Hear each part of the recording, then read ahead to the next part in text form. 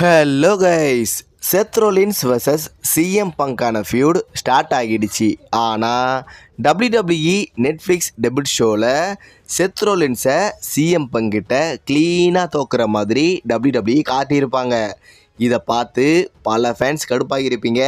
கவலைப்படாதீங்க, கண்டிப்பாக Seth Rollins vs CM பங்க்கு ரசல்மேனியா 41 ஒரு மெகா மேட்ச் நடக்கும்னு WWE ஃபார்மர் ரெஸ்லரான புல்லி ரே சொல்லியிருக்காரு. கண்டிப்பாக இந்த மேட்ச்சில் சிஎம் பங்கை க்ளீனாக செத் ரோலின்ஸ் பீட் பண்ண அதிகபட்ச வாய்ப்பு இருக்குது. ராக் நெட்ஃப்ளிக்ஸ் டெபியூட் ஷோவில் ரோமனுக்கு அகெயின்ஸ்டாக மாறி இருந்தால் இது மிகப்பெரிய இம்பேக்டை கிரியேட் பண்ணியிருக்கும்னு நம்ம ரிக்கிஷி சோஷியல் மீடியாவில் கதறாரு. அதாவது WWE ரோமன் vs ராக்கான ஃபியூடை நெட்ஃப்ளிக்ஸ் டெபியூட் ஷோவில் ஸ்டார்ட் பண்ணியிருக்கலாம். பட் அதெல்லாம் பண்ணாமல் மொக்க பண்ணிட்டாங்க. உண்மையாகவே நெட்ஃப்ளிக்ஸ் டெபியூட் ஷோ மொக்கையாக இருந்துச்சா? நீங்கள் சொல்லுங்கள்.